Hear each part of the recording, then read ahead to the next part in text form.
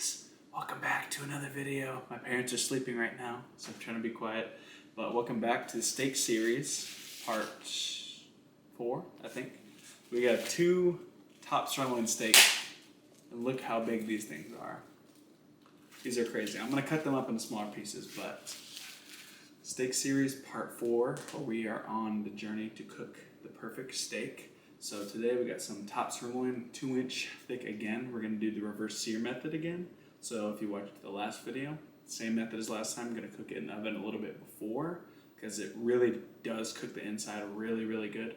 But this is a top sirloin, so it's a lot leaner of a cut of steak. It's gonna be less fatty and more meaty. So it's gonna be maybe a little bit more difficult to get a really juicy and tender. It's going to be more important that the steak is cooked properly in order to get a really good steak, because the fat can make up for it by adding more flavor and adding more texture to the steak, versus where you have a super lean cut of steak is you really need to make sure that you cook it properly and that the juices stay in so that you get a really good tender steak and it's not all dry and you don't have to rely on any sauce. But anyways, today, like I said, steak series part 4, cooking some top sirloin 2-inch thick steaks.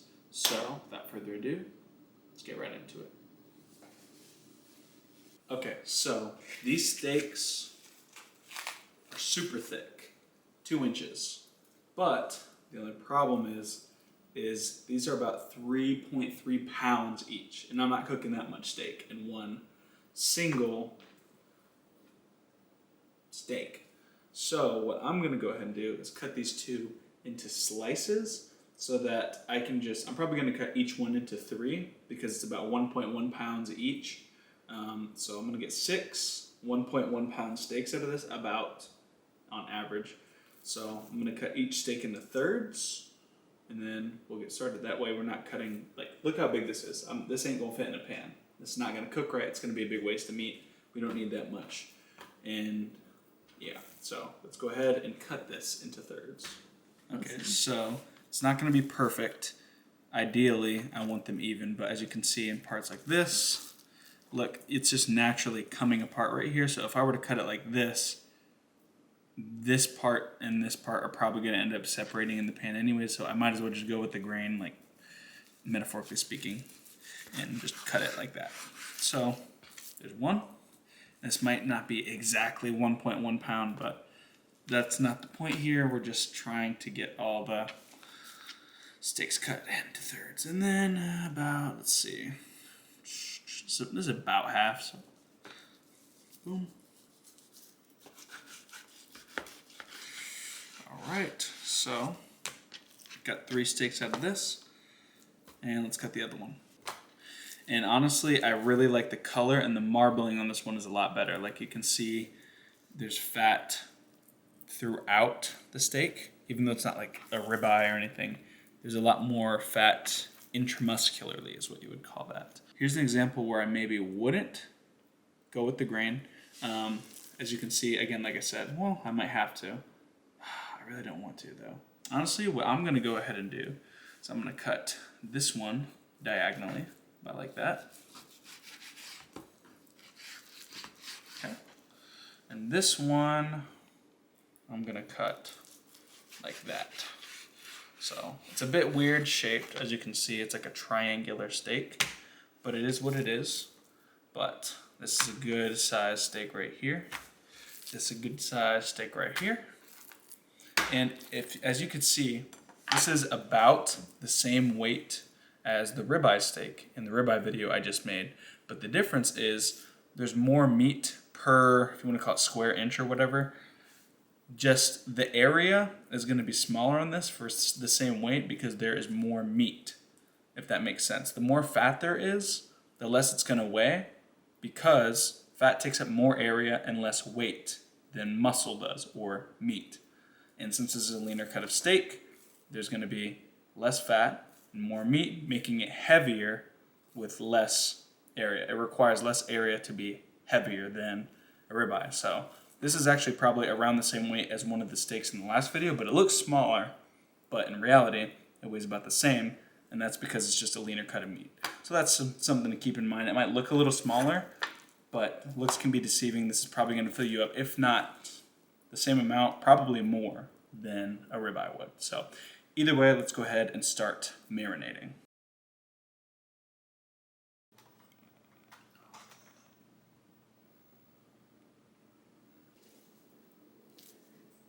Damn, this one has the best fat cap too.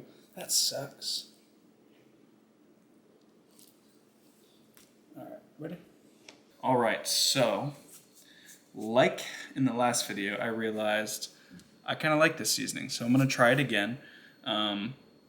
Like I do in each video, I kind of do both steaks different to see what I like most, and eventually, hopefully, I can come to my favorite combination of different things. Combination. So, what I'm gonna go ahead and do is both of them, I'm gonna use this seasoning. I'm gonna add a little bit of salt, but for one of them, I'm gonna use Worcestershire sauce, Worcestershire sauce, because Worcestershire sauce is pretty good on beef, especially with burgers, and I made steaks with it and it came out really, really good and I really liked it. But it also tenderizes as well, I believe, for marinating. It adds flavor, and I'm not sure if I'm gonna like it more with or without, because I didn't really know how to make steaks as good when I had Worcestershire sauce in it. So I don't know if my newfound cooking abilities will change how much I like Worcestershire sauce in my steak, because maybe the tenderness and all that crap is good enough to where I don't really prefer it. But one way to find out is to try it. So first, let's go ahead and do I want to do the salt or this first? I think I'll go ahead and do the salt. That way I can see how much I'm actually putting. But one thing that is obvious, and I kind of knew, but I never really thought about to apply when I'm doing steaks, is if you try to, like, look at this. Look at the distance whenever I grab salt and try and drop it right up close to my hand. Pretend my hand is the meat.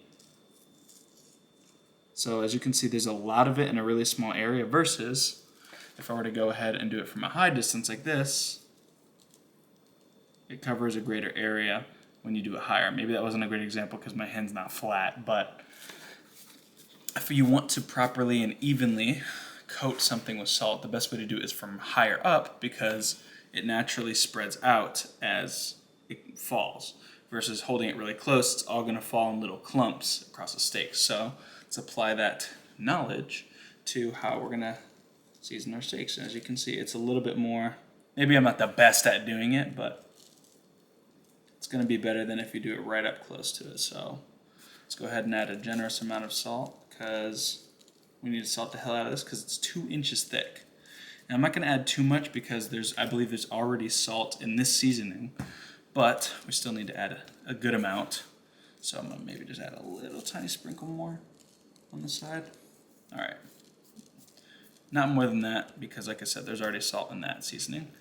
And then let's go ahead and I'm gonna go ahead and just put some straight on the board. This is my little trick. A lot of people probably do this, so it's not really my trick, but anyway, go ahead and generously salt the sides. Always remember to salt all sides of your meat, all sides of the steak. Leave no sides unseasoned. Those parts will be sad, they'll feel lonely, and won't taste good. Don't want to overdo this, because I'm kind of traumatized after the New York strip incident. Very, very, very oversalted.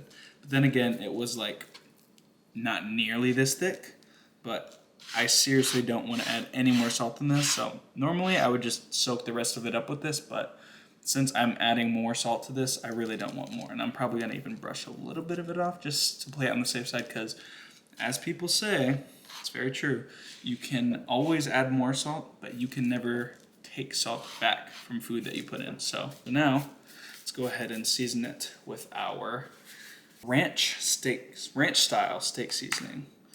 So I'm also gonna do this from kind of high up, and I'm gonna be extra generous with it because last time I thought I put too much, but I really didn't. So I'm gonna be super generous with this stuff. Okay, that was definitely more than I put last time. I swear, if I put too much, I'm gonna be mad, because last time I really thought I didn't put enough. And put some on the board. Okay.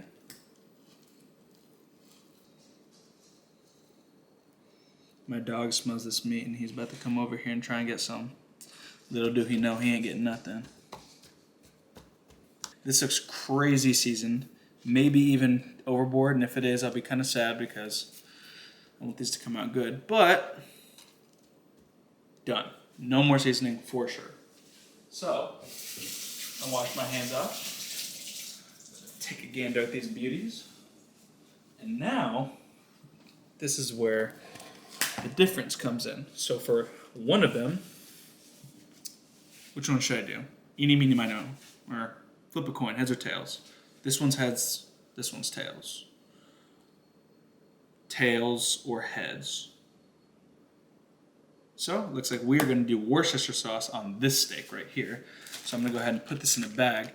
And I don't know if it's the best idea to let this sit in first and then soak it in Worcestershire sauce, or have it sit in Worcestershire sauce and then season it after. But we're winging it here.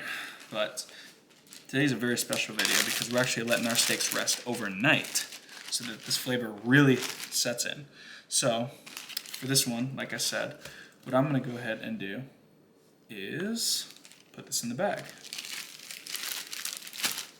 And as per my girlfriend's recommendation, now get some good old-fashioned Worcestershire sauce. Just throw that in here on top of our steak. I'm going to be kind of liberal with it. It's called dark humor liberal.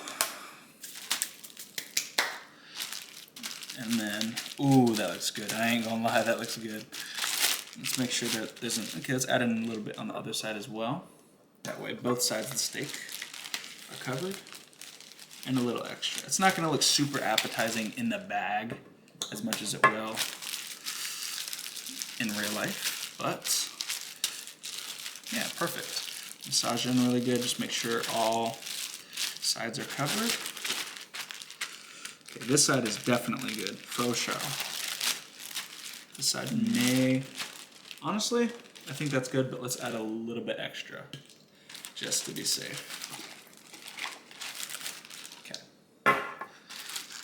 Because we really want it sticking in there. And the main thing that I'm gonna do so that I don't have to waste Worcestershire sauce, because a lot of people do is they literally let it sit in the Worcestershire sauce. It's not just marinating it, it's like, it's marinating in the Worcestershire sauce, like filling it up with liquid.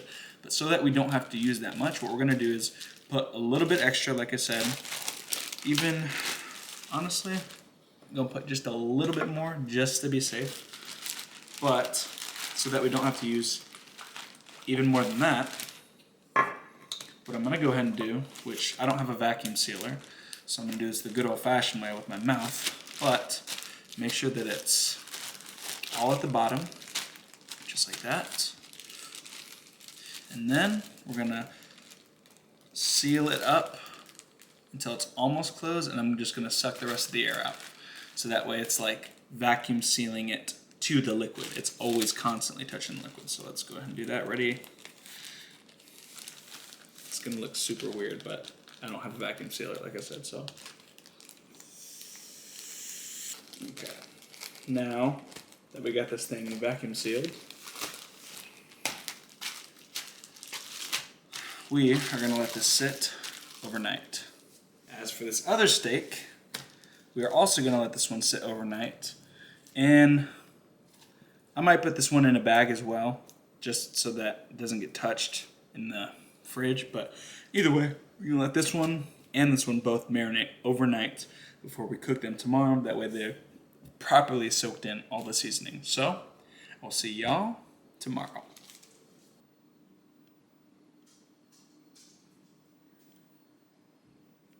Alright, so as you can see, both these steaks are done seasoning. So this one is, again, the one with the Worcestershire sauce. You can tell just by picking it up the difference. This one's hardly leaving anything. This one is leaving a lot. And you can tell the color. This one's a lot more like brown, like dark, like brownish. And this one's like darker, like a dark red brown. And it's more, like this one is almost more tender, which is, it's kind of a tenderizer. It's like the meat's kind of like pulling apart and stuff easier. This one's a little bit more solid. If you can't really feel it, but it's more solid. So what we're gonna do, like I said, reverse sear method. So we're gonna put this in the oven first, And then we're gonna go ahead, once it's done cooked internally in the oven, then we're gonna sear it. Originally, I was gonna pat this dry before I put it in the oven, but now thinking about it, it's gonna cook most of that out anyways, and it's cooking internally, so regardless of if I pat it dry on the outside before I throw it in the oven, I don't really think it's gonna make much of a difference. Maybe if it's still wet like this after it's done cooking in the oven, then maybe I'll pat it dry before I put it on the stove. I don't really think I'll need to, but either way, we're gonna go ahead and put our meat thermometer, at least in one of them, because I only have one of them for now, and I'm just gonna assume they'll reach the same temperature at the same time. We're gonna put the meat thermometer in there and then preheat the oven. Once the oven is heated up to the proper temperature, then we're gonna go ahead and throw them in there. All right, so let's go ahead and preheat our oven to 275 Fahrenheit and set that first. Now let's go ahead and adjust our meat thermometer. We're gonna go ahead and put that to 130 degrees. Last time I did it slightly below just because I had a tendency to overcook it. But last time it didn't overcook at all, and so I did it a little bit below 130, but I think 130 is just perfect. So 130 Fahrenheit, so we're gonna set it to temperature-wise. Make sure your thing is connected, and then let's go ahead and set this a little stand up. I'm gonna go ahead and I'm probably gonna do the thicker steak, just because it's actually, this one's probably gonna be a little bit easier to measure temperature-wise because it's a little bit thicker, and I guess length-wise it's going to be a little bit wider. So throw that in there, and you don't want it to poke out the other side, but you do want that solidly in there. And now let's go ahead and put these on our rack. Since we don't have a wire rack, which is what you're going to optimally want, if you don't have it, it's going to be fine for the reverse sear method. But like I said, a wire rack is going to help because instead of the meat being flat on here where the bottom's not really going to be cooked as much, if you have a wire rack and it's sitting on it, air is going to be going and circulating around the entire steak, meaning that it's going to be cooked evenly around all sides. Even though you're really just focusing on cooking the inside evenly, it's also going to be a better steak if the whole outside is going to be cooked evenly as well. So I don't have a wire rack, so we're kind of jerry-rigging it here once again. So I got one of these racks. I'm going to put it this way on top of a normal pan. So I'm gonna go ahead and put this in here just like that, just like so. And then we are ready to throw in the oven once it reaches 275 Fahrenheit. All right, so we are at 275 temp for there.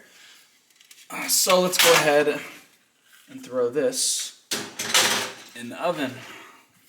Make sure that these steaks are propped up right.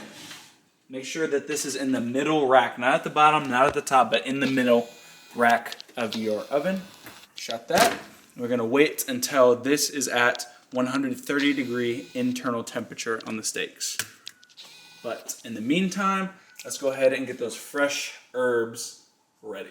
All right, so this video, I'm doing something a little bit different. Instead of just getting regular butter, salted butter, and basting it onto the steak with smashed garlic, what we're gonna do is I'm actually going to mince this up in little pieces and make garlic butter myself. It's not like I have some kind of recipe. I'm literally just mixing garlic and butter together so that it's infusing into the actual butter better, rather than just it being smashed and some of the flavor getting in there. A lot of the flavor is going to be more exposed since you're actually cutting up the garlic really small. So what I went ahead and did, and it's not that expensive, it's pretty cheap. You can literally just buy a whole container of this fresh cut garlic, and it saves a lot of time. It's peeled garlic cloves. And if you don't want to do that and you just have fresh garlic, you can just do that too. You're just going to have to peel them and cut them. But this, I literally just ripped it off, took off the top, and then put them down here, and they're already ready to go.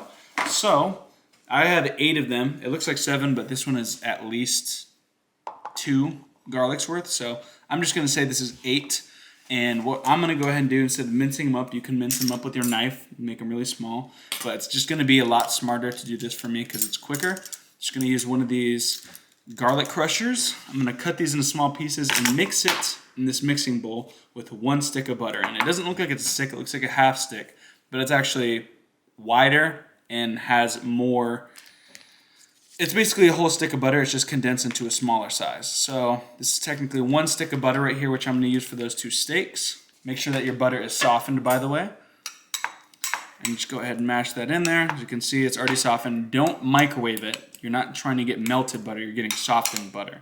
And please, for the love of God, do not use some can't believe it's not butter, fake butter. Use real butter for this. Just crush some of these like that. Blow his head smooth off real quick. And I might even use more garlic. I'm not sure yet. I'm just going to try 8 cloves first. There we go. Crush all of your garlic up and mince it into little pieces, and then we're going to mix it into our butter. All right, so there is our 8 cloves. Now I'm just going to go ahead right here.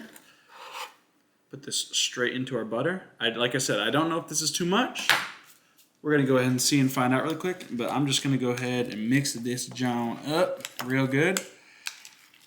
And you might want to get them really small because I think the garlic masher honestly is going to be better. And that's because if you have them in too small of chunks, you're going to be actually biting into physical chunks of garlic. And although garlic is good, in my opinion, it's not going to be best when you're biting into actual chunks of it. I think it really shines when it's either in big chunks and the flavor's getting out of there like really big ones so that you can just take them out, or really, really small ones so where the flavor is really infusing into everything, but you're not actually biting into pieces of garlic. Because garlic is really strong, and when you actually bite into it, it can be really overpowering and affect the taste of stuff, which is not really what we want. So I think, let me go ahead and smell this. I think that that's good enough, honestly. It's really garlicky, and I don't even know if I'm going to add any more garlic when I'm butter basting. I think I'm just going to try it like this, see how that turns out. Maybe some other time I'll try making compound butter, which is when you like a garlic and herb butter, put some fresh herbs in there. But for now, I'm just going to settle with this garlic butter. I think this turned out good. Like I said, a stick of butter, and I put 8 cloves in. You know, maybe not copy the exact same recipe, but I think this will turn out all right. So now that we've got this ready, let's go ahead and get our fresh herbs because our steaks are almost done cooking internally. All right, like always, like I said, got our garlic, our butter, rosemary, and thyme. So I got some fresh stuff this time with the stove. We bought out, bought ourselves some fresh rosemary and fresh thyme. Boom. All right, so we got our rosemary, our thyme, and our steaks are almost done cooking. So just get that all prepared and ready before you throw in your steaks. As per usual, these steaks are about to come out, so we're going to prepare everything right ready so that whenever the steaks come out, we can start cooking them as quick as we can. Got our cast iron pan right here. One thing to mention, I didn't think about, which should be pretty obvious if you know anything about cast iron or iron in general. If you use soap on it, it'll start to do this. My mistake is I used soap on it. 2 things you don't want to do for cast iron if you're cooking with cast iron pans, if you're new to like making steaks and stuff like that. Do not use soap on these. You want to be able to use steel wool and scrape it and clean it really good, wash it, rinse it with water, that's fine. Never use soap. And the other rule is never let water sit in here and let it air dry. You want to hand dry it yourself because that's also how rust forms, is when, you know, there's going to be water sitting on something that has like iron on it. It's going to rust. So you need to hand dry it and you need to not use soap. My mistake. So I'm going to have to fix this here soon, especially if it gets worse. But either way, got our fresh herbs, got our butter, garlic butter. Get your avocado oil or whatever oil out. If you're allergic to avocado, maybe you can't have this. Use some, preferably olive oil. Extra virgin olive oil is fine too. It's going to work perfectly fine, but avocado oil has the highest smoke point that I know of. Maybe there's another oil, but avocado oil is affordable. It's got a higher smoke point. It's going to allow us to sear our steak better because we can put it to a higher temperature without the oil burning. Olive oil is going to have a higher smoke point, I believe, than extra virgin olive oil. And then comes extra virgin olive oil and then all the ones underneath it. But we use an avocado oil. And yeah, just go ahead and get ready as soon as you can for those steaks to come out so that you can cook them as soon as you can so they stay nice and tender and juicy and they're not drying out as they sit there. This is ready, so we can go ahead and turn this off. Get our steaks, go ahead and take these out. I'm interested in to see how these come out because they should be different since they're not ribeye. So I don't know if they're going to be as tender when they first come out, but Take a look and see. They smell good. They do look pretty similar. I'm not gonna lie, this one is definitely more tender, for sure. So I'm interested to see on how this one comes out. But either way, they both are properly cooked. So I think since this one is already more tender, I want to give this one the benefit of the doubt. I'm gonna cook this one first, that way it doesn't dry out even more. But now that this is done, let's go ahead and take this meat thermometer out of here and get ready to cook these steaks. So let's move these to the side here and prepare to cook these steaks, and go ahead and turn our pan to about close to high heat, but not all the way on super high, so it doesn't heat up too fast. And pour in a generous amount of oil for our first steak. And like always, wait until the oil is about to start burning or smoking, and that's going to be when you look at it, there's going to be like a shimmering effect to the oil that's on the pan. So that's how you can tell when there's that shimmering effect that it is probably about to start smoking, and you can see some light smoke coming up from there. So let's go ahead and add in our steak. So there's no fat cap on this, so we can't really do one side or the other, so we're just going to go ahead straight up on here and just lay down the steak because it is starting to smoke. So always lay away from you, don't want to spray yourself. It's going to sizzle a little, but that's alright. And I'm going to go for 1.5 minutes each side, maybe slightly less.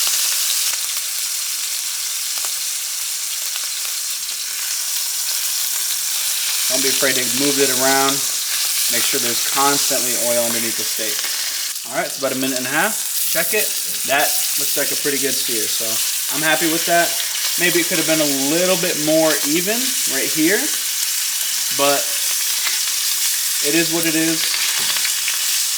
I think it looks like it's absorbing some of the oil or something, because there's not as much oil in the pan as before, but that's all right. We'll make do and maybe add again a little more just to be safe. And if your cast iron or pan has a little bubble in the middle and it dips or bumps upwards, it's not going to cook as even. Now, I don't know if that's what's happening here, because the crust isn't as even, which is unfortunate. But if that does start to happen, that's probably why.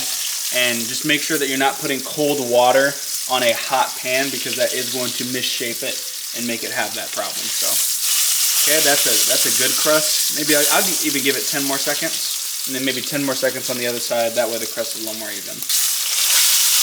Give it a few more seconds on this side, and then let's start butter basting.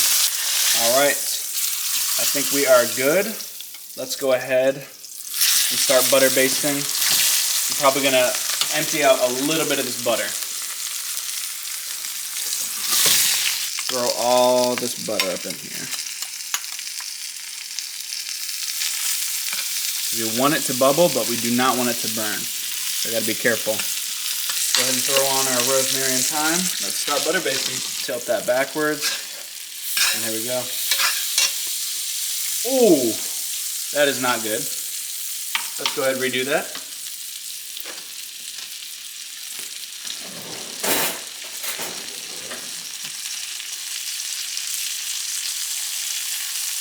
Okay. And this is exactly what you want it to look like down here when you're butter basting. You want a generous amount of butter, and you want it to be browning exactly like this.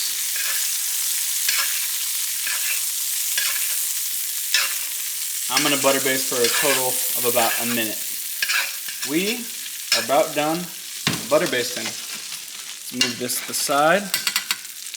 And go ahead and put this beautiful steak right here on a plate. I think this one's going to come out better. It looks more tender, and the crust I think came out better, more even, and just looks overall like a better steak in my opinion. And as always, let that steak rest. Best time of the day, steak time, ladies and gentlemen. So, off first glance, looks good. The crust looks really good. Let's see if you can hear it. Okay, the crust is really good, actually. Good. Good to hear that. Oh, God, it's really salty, I'm not going to lie. And at first glance, it looks like it lost a decent amount of juice. Like I said, I feel like this one is not going to be as tender as the other one. I don't know if that's because of the Worcestershire sauce or because there's more fat intramuscularly in the other one. But either way, let's just get into the most important part, which is how it actually looks on the inside. So, okay, I won't say it's hard to cut into, but it's not. Ooh, yeah, this is way cooked. Man, that's unfortunate. Well, it's actually tender towards the center, but I can't tell if that looks more like a medium if I'm keeping it real, chat. So it doesn't look bad. It looks cooked good. It's not like way overcooked, but this definitely isn't very tender looking. Maybe it's not like that all the way throughout. Let's check one of the edges. It might be more on the edge. Like, yeah, this is definitely not a medium rare for show. It looks decent, but it almost looks more cooked in the center than the outside. But the most important part, in my opinion, it's not how it looks on the inside or the outside, but how it tastes. So go ahead, get a decent sized bite, put in that juice, let's taste. So, too salty. Not as salty as the New York strip incident, but definitely overcooked. Very chewy. Not in a good way. The crust came out really good, but I think it's because it's a leaner cut of meat. I'm not really used to it. I definitely overcooked it. I don't know if it's because the internal temp was too high. Maybe I should try and cook this one towards like maybe even less slightly than a rare. But yeah, this one definitely not cooked to my liking. If you like your steaks medium, it's good. Seasoning, good. Herbs, good. Too much salt. Disappointing. I prefer it with slightly less salt than too much, obviously. But it is what it is. You can't win them all. Last time I felt like it was perfect. Maybe it's because I just prefer ribeye. But like I said, it looks decent, but not my preference. This is the first steak. A little disappointing, but you have to learn from your mistakes. And if you feel it, it may look, see right here, it actually looks pretty tender. I think that's because there's more fat right there. But when you actually squeeze it in the center, like that steak trick, the more fingers you do, this is going to be well done. And then such, medium rare. But this definitely not, this is medium to potentially even, I would say this is definitely a medium, a solid medium. But it is what it is, homies. You know, hopefully the other one comes out better and more tender. It looks like it is, but I think it's still going to be too salty, which is unfortunate. Maybe I can wipe it down or something and salvage it, but not my best steak, for sure. But it is what it is. So I guess let's try to enjoy it. All right, steak number 2. I already can tell I think this one's going to be better. It's going to be more tender. Ooh, okay, so on the outside, this crust is good, but right here, it's not as good, but that's not the biggest part for me. And even crust would be good, but then again, this also isn't a flat steak, so it's not going to crust as evenly, and I think the butter kind of affected it, but you can tell it's bubbled up more, and it's like, it's got more give to it. You see, when I press it, the whole thing moves. It's going to be more juicy and more tender. Towards certain parts, it's not, but either way, let's go ahead and cut into that steak. Okay, it's definitely cutting easier for sure. And I think, I'm pretty sure, am I technically cutting this wrong? Let me see. Am I supposed to be cutting this way? So it looks, I forgot, I'm not a steak pro, so I forgot if I'm supposed to, look at that though. Look how tender it is and juicy. Look, you can see that's tender. See the juices coming out, nice. Comes apart pretty well. There's a little bit of fat right there, so there's that. But this is how we're looking on the inside. So maybe that's why it also kind of looks weird. Maybe a little more cooked than anticipated, but actually, it's pretty good. This is closer to a medium rare for sure. Probably between a medium rare and a medium, like in between those two. But the main thing, again, is how does it actually taste and how is it in my freaking mouth. So let's get one bite.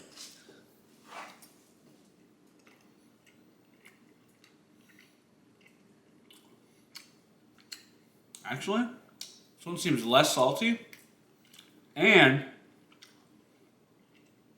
I like the flavor better too. Yeah, that Worcestershire sauce has a good flavor to it. May not be, quote, professional, but that Worcestershire sauce is good. Really good with it. I'm gonna go ahead and grab another piece actually and show you all this. Look at that. Okay, it's a little bit too salty still, in my humble opinion, but look how tender that is for a top sirloin. Really good. Closer to a medium rare, as you can see. It's pulling apart, which is what you want. This is a lot better, in my opinion. The cut, I don't know if the cut is just different or what, but it tastes better with the Worcestershire sauce, and it's cooked better too. And apparently Worcestershire is a tenderizer, so that might have something to do with it. But I'm gonna go ahead and eat one more piece, but this is really good. It's a thumbs up from me. It's good. It's definitely better than the other one. Still too salty, but better than the other one. All right, homies, so that about wraps up the video. When it comes to these steaks, I would probably rate them two differently, because I'm gonna go through the things that I noticed about the steaks. The first one that I cooked without the Worcestershire, that was less tender, 100%. And I think that also has to do with the fact that, you know, Worcestershire sauce is a tenderizer because of the vinegar in it. So that might have had to do with it. Not only that, but I think it was slightly leaner, and because of the fact that I only put a meat thermometer in the one with Worcestershire sauce, that one was for sure cooked to the right temperature. But I think the problem is that the other one might have cooked a little faster, maybe because there was less liquid in it or something, but there wasn't a meat thermometer in the one that was slightly leaner and the one without the tenderizer in it. So I think it might have gone even slightly up above that temperature and cooked more through, which caused it to be less tender and more overcooked. So that might be something that has to do with it. And obviously, like I said, I put too much salt, and I'm gonna try and grade myself pretty just harsh, like a professional critic. I would personally rate the one without the tenderizer. I would rate that one about a 5 point. I'll give myself some grace, and I'll say a 5.5 because the flavor was really good. It just definitely had too much salt and was not cooked nearly where I wanted it to be. It wasn't very tender. It's pretty chewy, and I didn't like that. So I'll give myself like a 5.5. And then for the other one, it was more tender, not nearly enough, but was cooked more properly, and the flavor was better because the Worcestershire sauce, and wasn't as salty, but it was still too salty in my opinion. So I'm gonna give that one a 6. I'm gonna give that one a 6.8 to 6.9, maybe a 6.8. But that's my two ratings for them. It's not nearly as good as I wanted them to be, but they're not always gonna be perfect. And like I said, I'm trying to perfect my craft here. So maybe I'm gonna cook them to a lower temperature next time and make sure that if I'm cooking two of them at once, that there's either a meat thermometer in both of them or just cook one of them at a time. But either way, they tasted good. They just didn't come out how I wanted them to, but hopefully they come out better next time. But anyways, thank you all so much for watching. Y'all be sure to leave a like, comment, subscribe if you have any suggestions on things that I should cook in the future or anything like that, as we are on the journey to cooking the perfect steak. But again, thank you so much for watching. Y'all homies, have a great day. Peace.